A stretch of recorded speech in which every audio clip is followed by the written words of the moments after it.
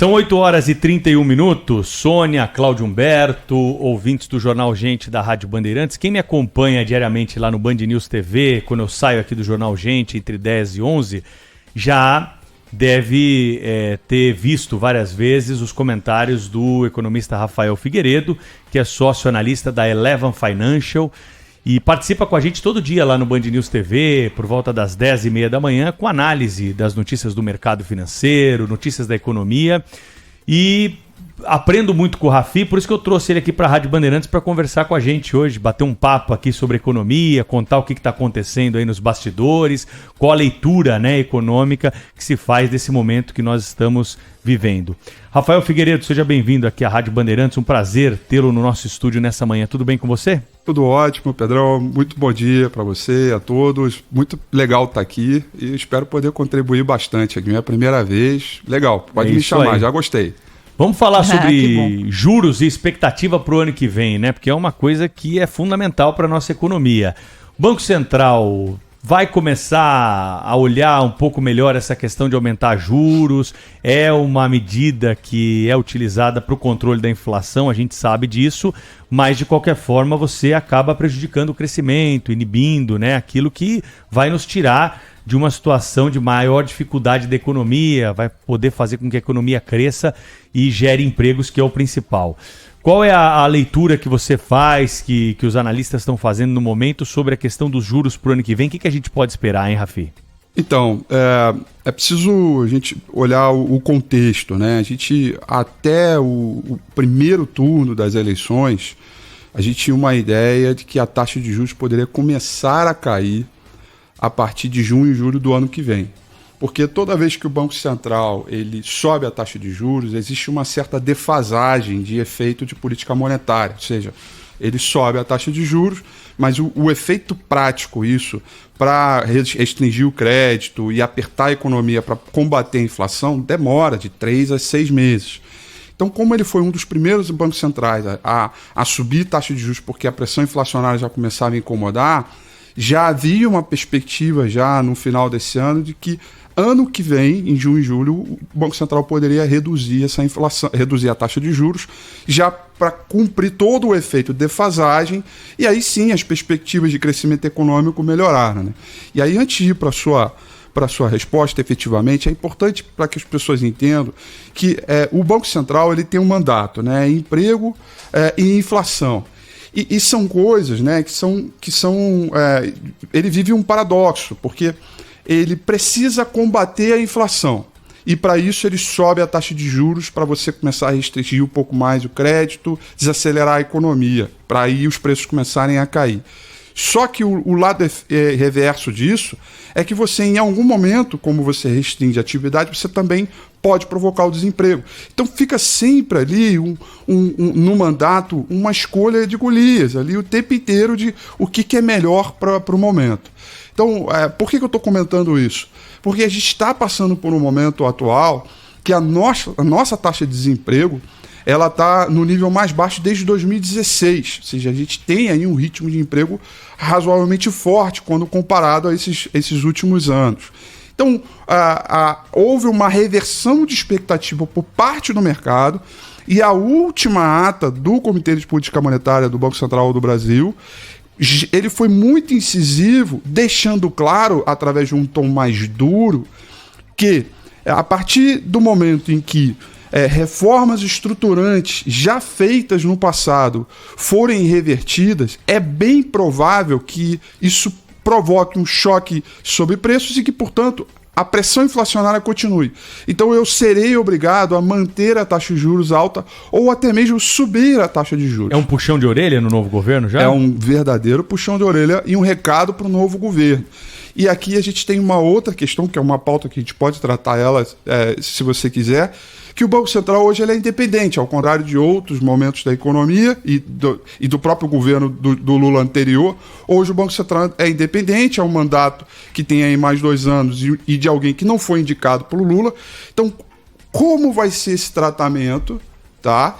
Então, acho que eu gostei desse comunicado, apesar de ter sido muito duro, porque o presidente do Banco Central já deu a deixa dele, ele já tocou no assunto dizendo, olha, se você tocar nas reformas, Se você vier com uma política fiscal extremamente expansionista e não houver uma contrapartida, eu, como autoridade monetária e dono, digamos, da moeda, digamos assim, da expansão ou retração da moeda, eu serei obrigado a subir a taxa de juros. Então, agora, dado esse contexto, indo muito objetivo para a sua pergunta, o recado está muito claro. Houve uma reversão de nós aqui, por parte de participantes do mercado, e que a taxa de juros agora não vai cair. E que, se cair, vai ser no final do ano que vem, o que já desloca completamente as estimativas. Portanto, a gente deve ficar em 3,75 por um período mais alto. E aí isso deixa uma atividade um pouco mais fraca, frágil ao longo de todo esse processo, e que é ruim para a economia no contexto. A gente quer que a taxa de juros caia. Rafael, muito bom dia, bem-vindo ao nosso programa. Eu quero aqui fazer uma tietagem, viu? O Rafael, ele participa diariamente do telejornal na rádio Band News, na TV Band News, que é apresentado por Pedro Campos e Patrícia Rocha. Assim, eu sou fã do jornal e o Rafael tem demonstrado a sua competência no dia a dia e é muito bom tê-lo aqui conosco. Eu queria aproveitar a sua presença aqui para tratar de um assunto que eu sei que é da sua rotina, que é a questão do mercado financeiro, que é muitas vezes, inclusive, demonizado, até pelo futuro presidente, e até por ignorância, né? Ele não sabe de coisas, por exemplo, enfim, muita gente também não sabe, que o mercado financeiro, por exemplo, é composto por cerca de 4 milhões de pessoas, de cidadãos brasileiros, a maioria pessoas físicas e pessoas jurídicas que apostam nas empresas brasileiras, investem no Brasil suas economias, e a imensa maioria, inclusive, faz isso para tentar construir ali uma aposentadoria um pouquinho melhor, né? Um reforço da aposentadoria, uma renda passiva que lhe permita sobreviver com dignidade. Inclusive, esse mercado, eu vi até, Rafael, queria que você falasse sobre isso, a partir de um levantamento que eu vi recente da B3, que é a Bolsa de Valores do Brasil, né, indicando que no mês de setembro, por exemplo, cerca de 100 mil brasileiros entraram no mercado financeiro com seus primeiros aportes, seus primeiros investimentos. E que mais de um terço desses 100 mil brasileiros aportaram ou investiram R$35 ou menos. Ou seja, é gente trabalhadora, não estamos falando de tubarões do mercado, banqueiros, né, que ficam lá arrotando dinheiro, não tem nada disso, é gente muito simples mesmo. Queria que você fizesse isso, que introduzisse os nossos ouvintes nesse mundo fantástico do mercado financeiro, né, que já foi descoberto, como eu disse, por cerca de 4 milhões de investidores, mas é algo que, como em outras economias, precisa ainda ser mais popularizado. Falem-nos sobre isso, sobre as vantagens de ingressar nesse mundo. Primeiramente, muito obrigado pelas palavras, é um prazer e diria que eu já ganhei um presentão de Natal aqui, receber essa tietagem aqui do Cláudio, fantástico. Vamos para a sua questão, acho que você tocou num ponto importantíssimo, né? Primeiro de tudo, o que é o mercado? Assim,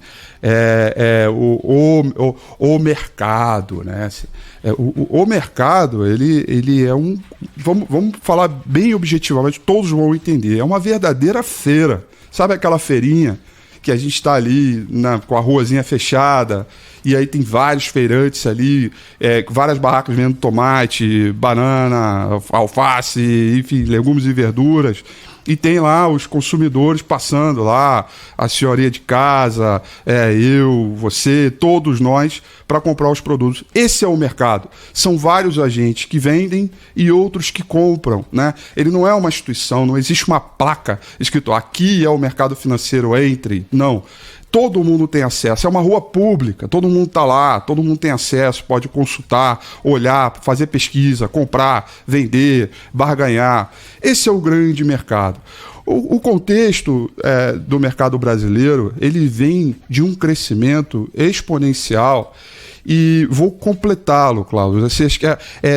além dessa questão que você tratou do acesso às pessoas físicas, né, que nós estamos chegando aí aos 5 milhões de novos CPFs entrantes, né, com um número gigantesco durante a pandemia, porque quando as pessoas estavam em casa, elas usavam o mercado financeiro como alternativa de ganhar um dinheiro, porque estavam lá e poderiam acessar, ao ponto de julho, agosto, setembro, durante o período ali pós o auge da pandemia, o volume de pessoa física foi maior do que o investidor institucional local. Nunca antes isso aconteceu. Então, esse é um volume, é um movimento que ele veio para ficar, né? E além disso, completando o que você comentou desse crescimento, desse acesso das pessoas, com 35, com 10 reais já conseguem investir. Existe também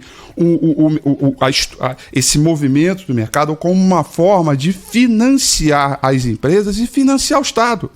E a partir do movimento de taxa de juros, de perspectiva de uma responsabilidade fiscal, de uma poupança de governo.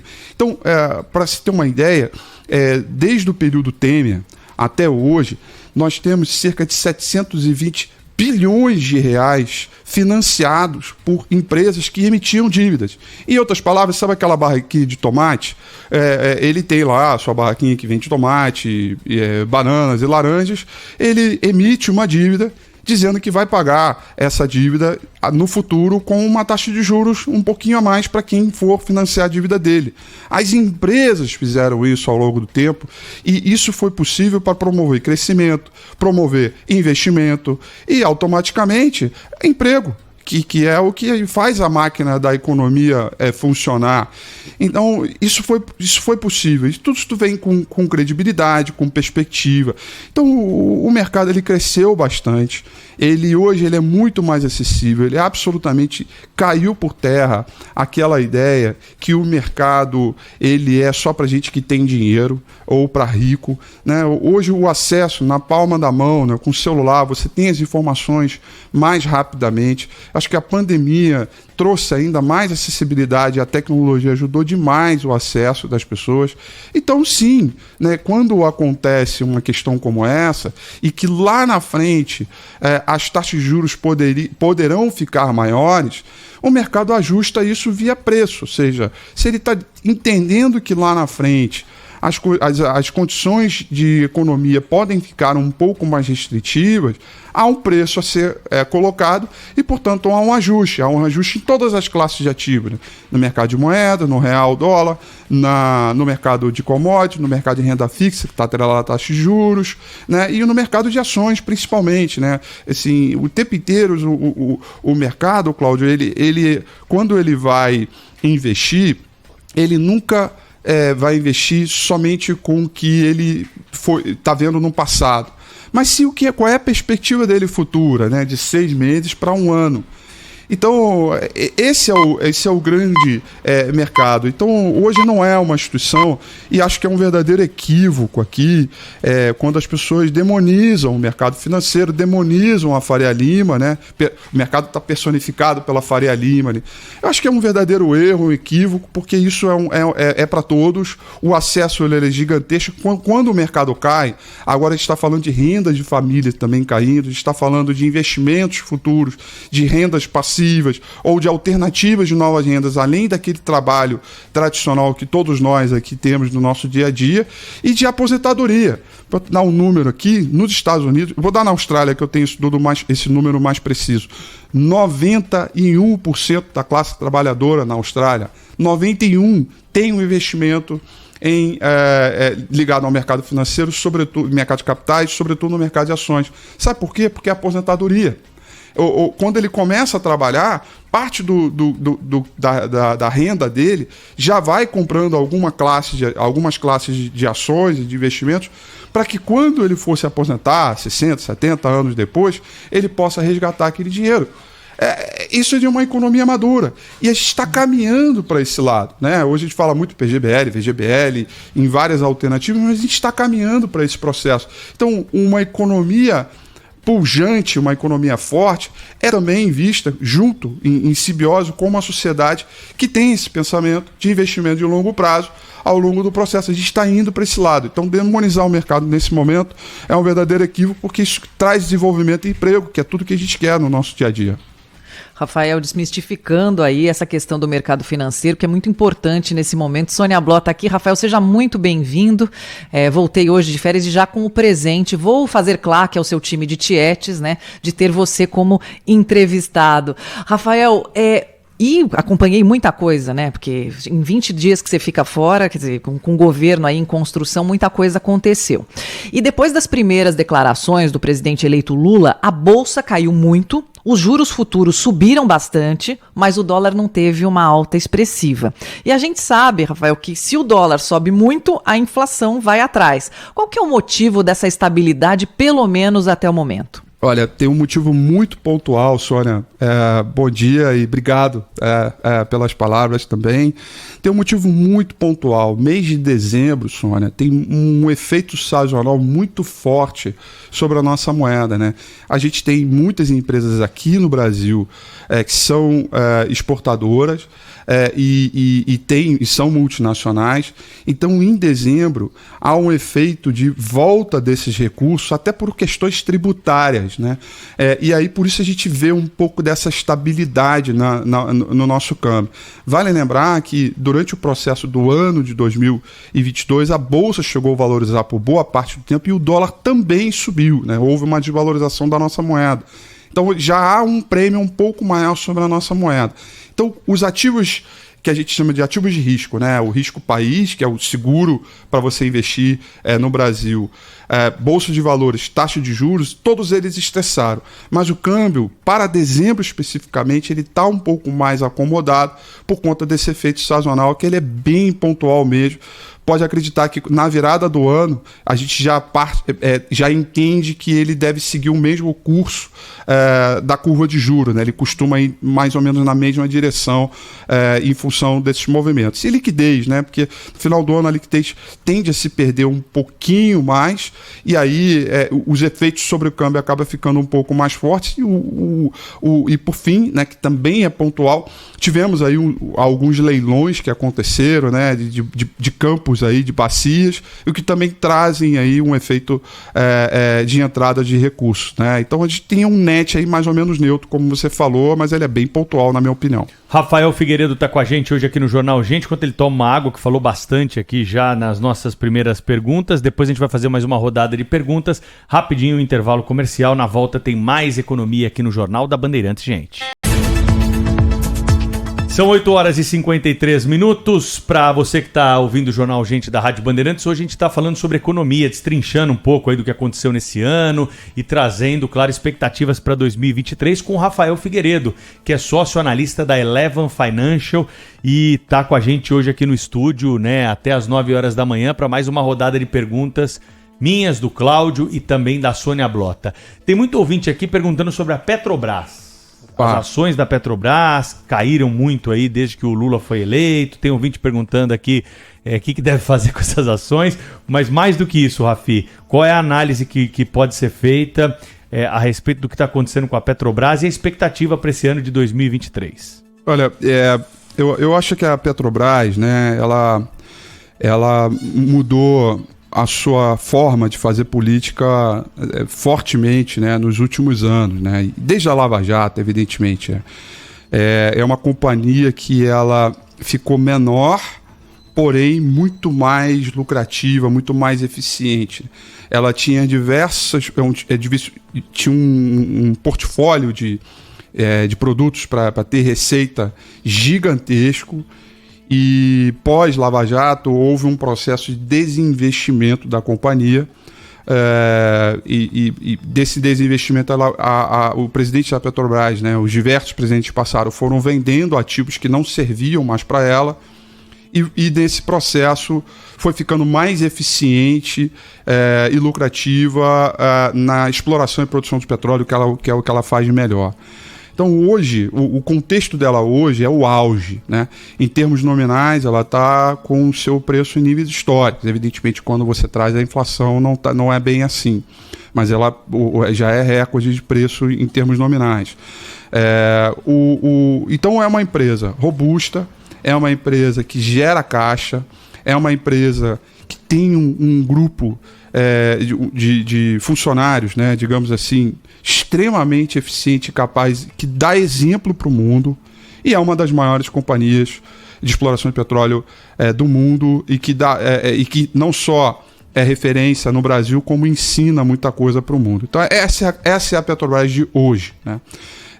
Agora, tudo é questionável quando a gente vai falar da política de preços, porque eu falei aqui, extremamente lucrativa, e evidentemente ninguém gostou, nem eu, e tenho certeza que todo mundo que está ouvindo a gente não gostou do avanço do preço dos combustíveis que aconteceu. Então, o que acontece, né? Quando o preço do derivado do barril sobe no mercado internacional, a Petrobras tende a reajustar na refinaria na proporção ideal esse valor, né? Então, definitivamente, quando houve uma escassez de preços de energia no mundo inteiro, sobretudo neste ano especificamente por conta da guerra Rússia e Ucrânia, né? As commodities explodiram, o barril do petróleo explodiu, e o problema é que não foi só no Brasil, foi no mundo inteiro. O preço nas refinarias explodiram, e aí a gente viu aquele combustível em disparada. Então a Petrobras hoje, ela é uma companhia muito forte, lucrativa, que gera caixa e com uma estabilidade gigantesca, só com uma política de preços muito sensível a variações no mercado internacional, né? E aí a perspectiva dela para frente é que ela continue gerando esse caixa, que ela continue robusta e promovendo o crescimento. Lembrando sempre, né? Petrobras, ela representa hoje, pelas nossas contas, coisa de 0,2%, 0,03% do nosso PIB. Então, quando ela está indo bem, ela também promove crescimento econômico para todos, emprego, força para a nossa economia e por aí vai, né? E, inclusive, redução do dólar, né? A valorização da nossa moeda. Então, agora, quando a gente tem um efeito, né, de política, ou melhor dizendo, o governo eleito está definitivamente determinado, né, a fazer política econômica com a Petrobras, né, aí os efeitos sobre as intervenções podem começar a promover não tão mais essa eficiência que eu comentei há pouco, né? Então, evidente, vai ainda acontecer muita coisa pela frente. A gente tem que entender quem é o presidente da Petrobras. Acho que é a primeira questão para saber que linha de pensamento vai ser.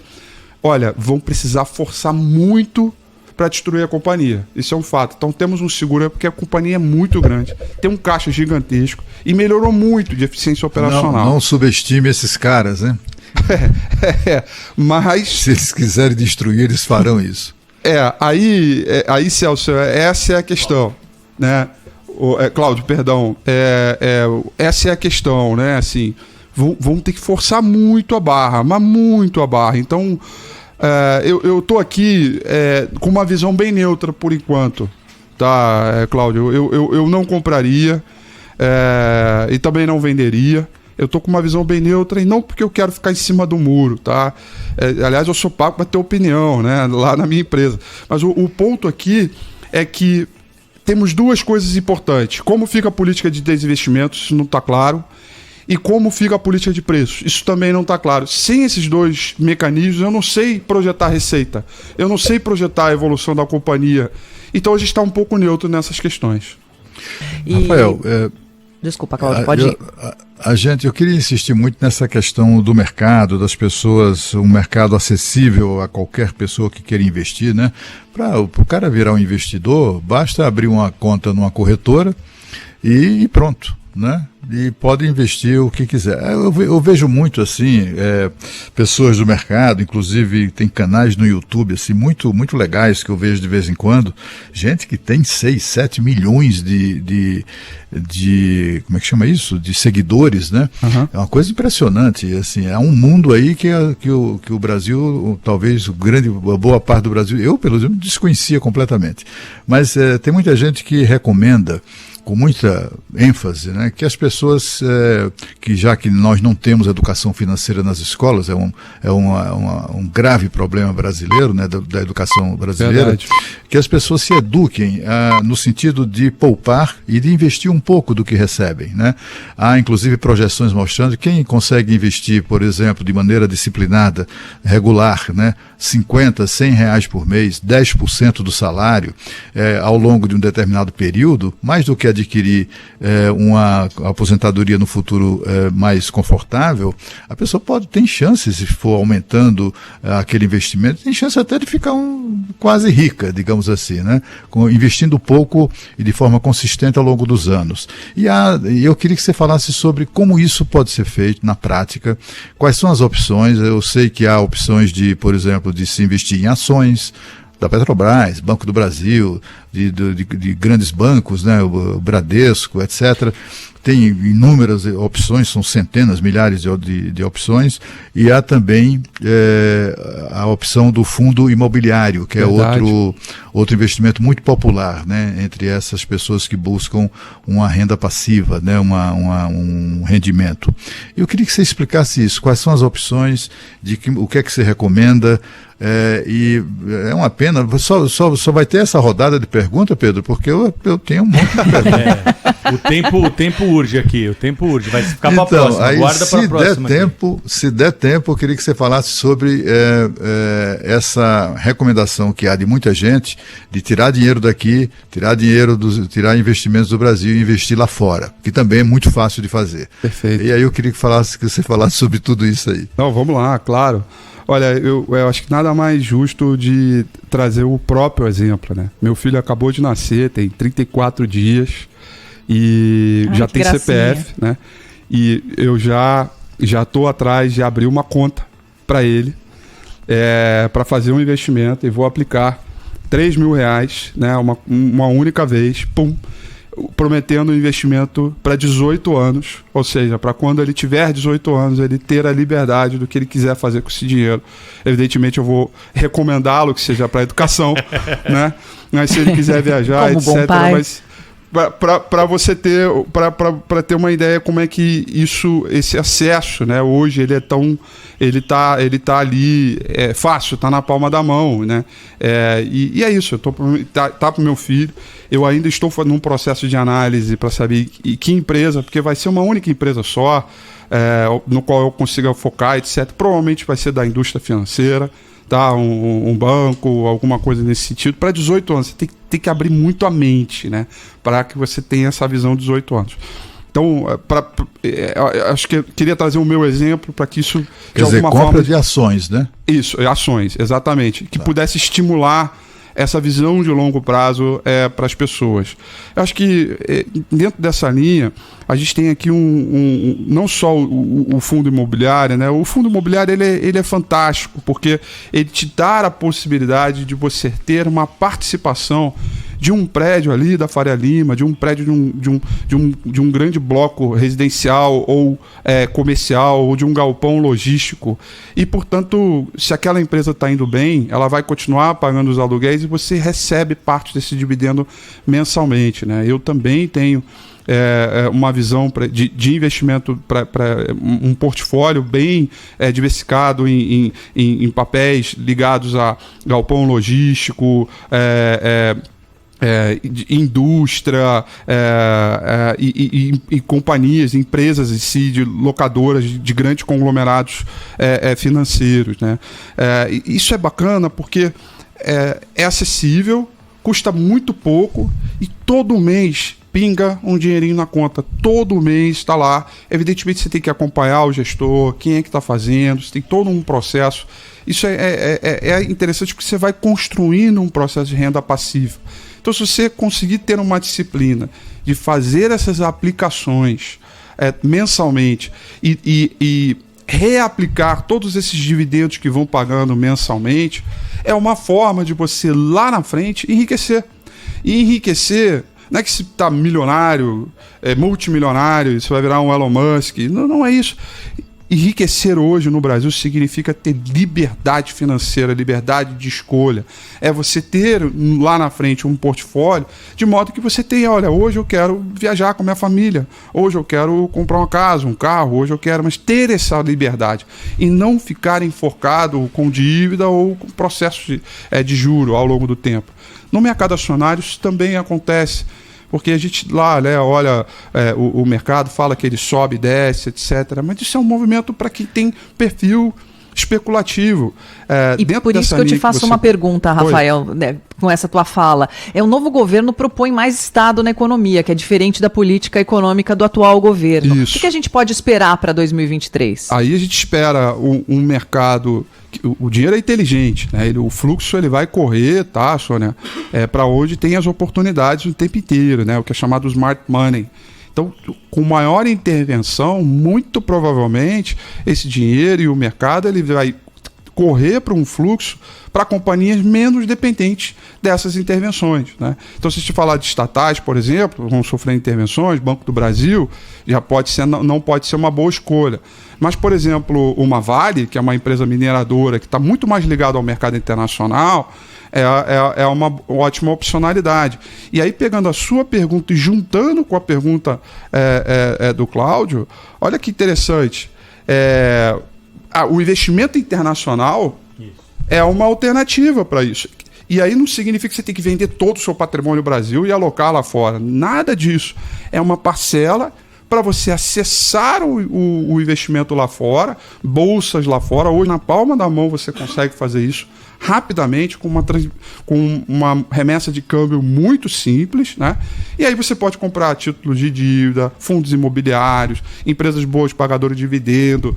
Eu tenho certeza absoluta que todos nós aqui consumimos algum produto, né, que está listado em bolsa e que você tem acesso, seja roupa, tecnologia, o celular, né, tudo, né, alguma coisa está lá, que você tenha afinidade. Então você pode fazer esse investimento ao invés daqui na Bolsa Brasileira, também lá fora. Então, com o governo prometendo, querendo intervir muito sobre a economia, certamente esse dinheiro ele vai para uma alocação do mercado internacional, o que deve fazer, inclusive, com que o dólar se valorize, né? E parte dele para empresas locais, mas que estão atreladas, que tenham receita em dólar, que tenham receita mais ligada ao mercado internacional. E aí, fazendo um mix aí, combinando as duas respostas aí, das duas perguntas.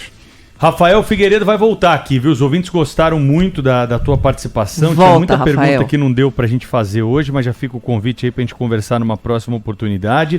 E o Rafael acabou falando Celso aqui em vez de Cláudio. Eu posso fazer só meu um... Deus do céu, Não, mas deixa eu queria explicar fazer uma por quê. última pergunta. Eu vou deixar o Cláudio fazer a última pergunta. Ó, ele só falou Celso, viu, Cláudio? Porque a gente tava falando fora do ar aqui. Isso é um luxo. É uma... Como é que eu diria? Por causa do compadre Celso. Não, porque tem uma explicação. Tem uma explicação, vou trazer para vocês aqui. É por conta do Celso Guizard Faria, que é um grande nome aqui do Grupo Bandeirantes de Comunicação, um dos locutores que mais tempo tivemos na casa aqui, que teve passagens marcantes pelo Titulares da Notícia, pelo Primeira Hora, pelo Jornal Gente aqui também, também no Jornal de Amanhã. Trabalhou ao lado de feras como Hélio Ribeiro, Alexandre Kadunk, Moraes Sarmento, José Paulo de Andrade, Vicente Leporassi, Salomão Esper, e agora eu dei de falar aqui, vou ter que falar todos para ninguém ficar bravo comigo. Muibo César Cury, todas essas feras. Então, o filho do Celso, Fábio, é amigo do Rafael e está ouvindo a entrevista, lembrou e passou essa mensagem. O Rafael estava me falando aqui na hora que o Cláudio fez a pergunta. Bacana, que por história isso, linda. essa pequena confusão. E há 3 horas de sono também do meu filho, essa madrugada. Você tá com um bebê de 34 dias, exatamente. Mas vai lá, Cláudio Humberto, para fechar aqui, desculpa, manda a Cláudio. última aí, Cláudio. Então, olha, eu não posso deixar. É um luxo ter o Rafael aqui. Então é o seguinte, para essas pessoas que eu estou aqui recebendo mensagens de ouvintes e tal, e também nós todos temos curiosidade sobre isso, né? Queria aproveitar a presença do Rafael aqui e fazer uma pergunta direta, simples, e que ele com toda certeza vai tirar de letra. Eu queria que você dissesse o seguinte, para os nossos ouvintes que querem ingressar no mundo aí dos investimentos, querem comprar ações, por exemplo, né? Diga 3 ações que não podem faltar na carteira de qualquer investidor iniciante. Maravilha. Olha, 3 ações de maneira muito objetiva. A primeira delas eu acho que é Vale, uma mineradora, né, ligada ao mercado internacional. a maior mineradora do mundo, sem sombra de dúvidas, uma companhia que eu gosto bastante, dá para ver para o longo prazo, boa pagadora de dividendos. A segunda, eu iria para um universo de bancos, tá? E aí tem duas opcionalidades, ou o Itaú ou o Banco BTG, que são, além de pagar bons dividendos, tem finanças muito bem controladas e podem atravessar esse processo turbulento de mercado sem sombra de dúvidas.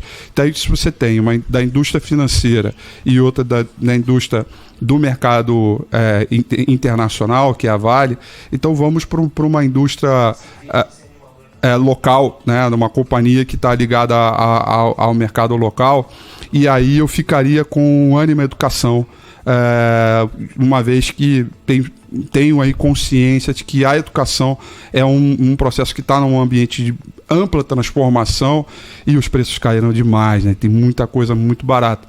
Então, com um portfólio desta forma, menos criptomoeda, né, Rafael? Oi? Menos criptomoeda. Não, criptomoeda é muito volátil. Criptomoeda eu quero o nome da ação. Você não sabe o que vai acontecer. Queremos o nome da ação, Rafa. Eu não tenho nada contra, mas é perigoso pela tamanha volatilidade. Na área da educação, então, você recomenda o quê? Ânima Educação. Ânima? Isso, Ânima Educação, Ânima exatamente. Vamos no final do ano que vem a gente vê como é que foi a rentabilidade dessas três ações aqui e vamos então em vamos frente. lá, Ânima Educação. Isso. Que mais? Só pra Ânima gente anotar Educação, aqui. Vale e Itaú. Itaú. Itaú tá anotado, hein, Rafael? BTG, final do ano que vem. Pode anotar, ano que vem estamos aí de volta. Não, vamos voltar. Não, você vai voltar bem antes. Exatamente. Eu só estou anotando pro plantão do ano que vem mesmo. O Rafael Figueiredo, obrigado pelo espaço aí. Eu sei que essa hora aí já é hora de análise que vai abrir o mercado. Você abriu um espaço importante na sua agenda para vir conversar com os ouvintes aqui da Rádio Bandeirantes. Aproveito para te desejar um bom Natal, bom ano novo aí, se a gente não se falar até lá. E esperamos contar com você aqui no ano que vem na Rádio Bandeirantes para você trazer mais luz aí sobre esses assuntos tão complexos da economia e do mercado financeiro, viu, Rafi? Pode contar comigo. Cláudio, muito obrigado. Sônia, Pedrão, legal, muito legal estar aqui. Adorei o papo. Podem me convidar que eu estarei aqui. E parabéns pelo filhote. Muito obrigado e bom dia e Feliz Natal a todos os ouvintes. Boas festas aí. Feliz Natal. Bandeirantes de Rádio.